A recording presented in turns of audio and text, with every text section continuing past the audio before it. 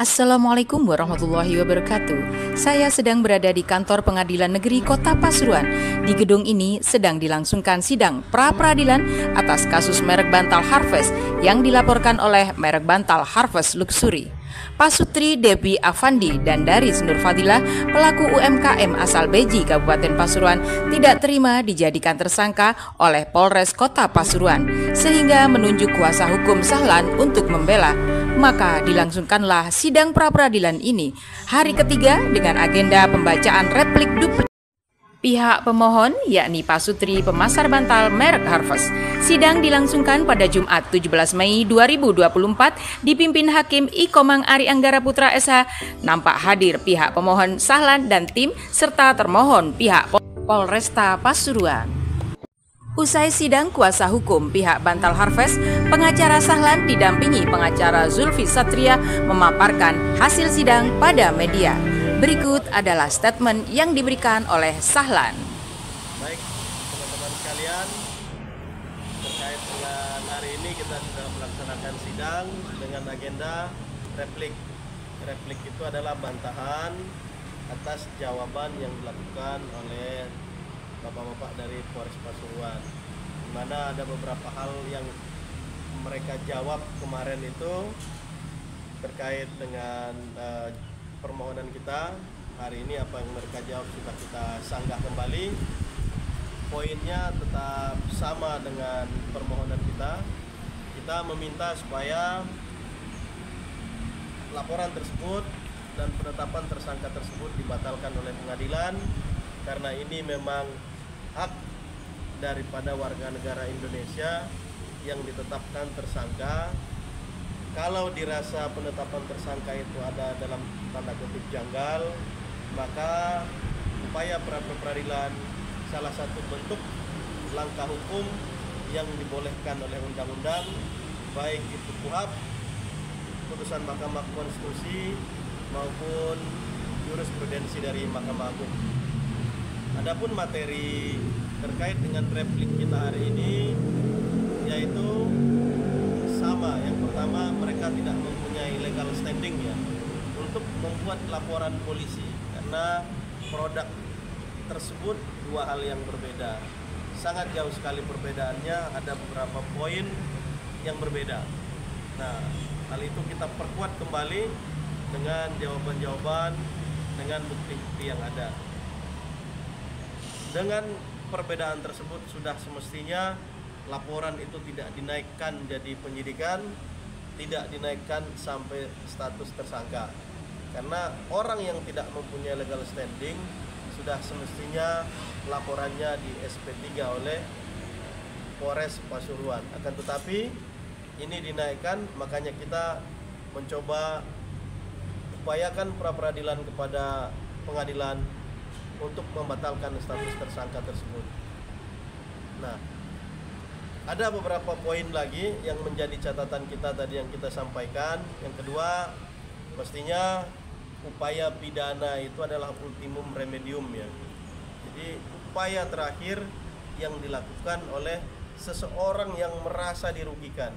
Bisa misalnya dengan surat permintaan klarifikasi dulu, setelah itu surat peringatan atau somasi, setelah itu baru mungkin dilakukan mediasi ya.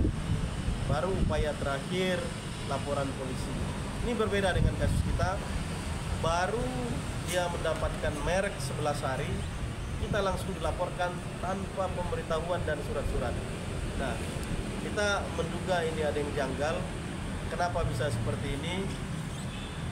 Kenapa? Apa mungkin ada perkara sebelumnya, atau mungkin kita memang dilakukan dalam tanda kutip ya, diincar.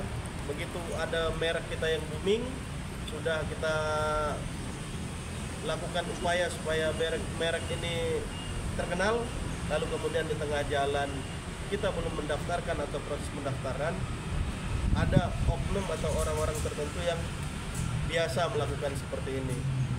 Dan kabarnya juga yang ketiga poin kami itu bukan korban pertama ya, ada korban sebelumnya juga yang persis sama dengan kejadian ini.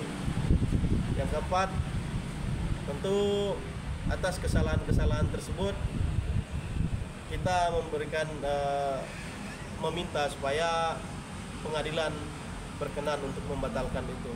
Pada persidangan selanjutnya nanti ya akan dibuat duplik oleh Polres. Setelah itu nanti akan ada pembuktian baik itu secara surat maupun saksi. Kita dalam perkara selanjutnya akan menghadirkan bukti selengkap-lengkapnya. Bagaimana perbedaan-perbedaan itu akan kita sampaikan secara tertulis di hadapan persidangan. Bagaimana mereka tidak mempunyai legal standing akan kita hadirkan di pengadilan, serta orang yang mengetahui sejarah bagaimana kita membuat merek ini akan kita hadirkan. Kita lebih dulu daripada mereka akan kita hadirkan. Dan bagaimana proses mereka itu melaporkan kita, akan ada saksi yang akan bercerita terhadap hal tersebut. Selanjutnya nanti akan ada ahli yang akan menilai, memberikan pandangan terkait dengan merek tersebut. Sebetulnya sudah ada perbedaan, sudah sangat jelas perbedaannya.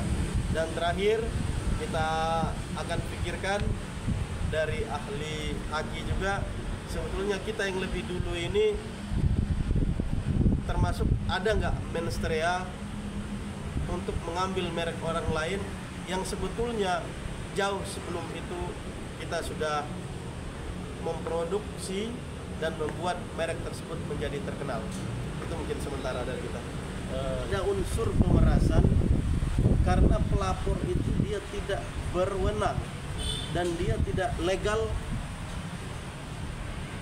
serta dia tidak mempunyai legal standing, sehingga orang yang tidak mempunyai hak meminta uang kepada orang lain dan dia tidak mempunyai dasar hukum untuk meminta sejumlah uang kepada orang lain, maka itu termasuk dalam konsep pemerasan. Nah, kami mendapat laporan dari, karena ini kita juga advokat yang melakukan investigasi, melakukan pembicaraan dengan berbagai pihak. Memang ada merek sebelumnya yang juga korbannya hampir sama. Kami sudah mengantongi buktinya dan kami sudah melihat kemarin bagaimana prosesnya. Kami juga lagi upayakan mereka untuk hadir sebagai saksi nantinya.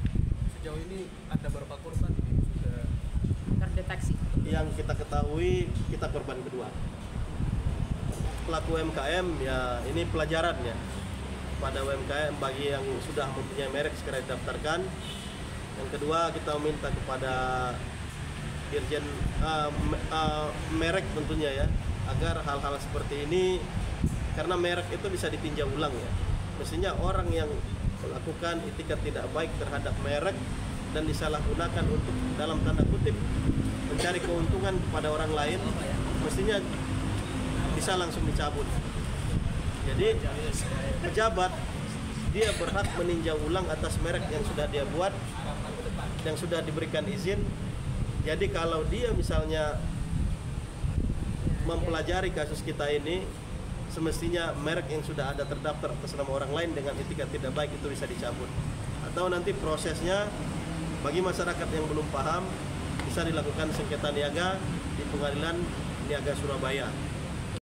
kita itu angkanya turun sendiri, terus 2M, 1M sendiri gitu yang pertama kita nego gitu. Sampai 1M? Nah terakhir mediasi terakhir kemarin itu 1,1M. 1,1. Ada nggak data-datanya waktu dari hari-hari mediasi itu? Tanggal mediasi pertama dengan seperti apa?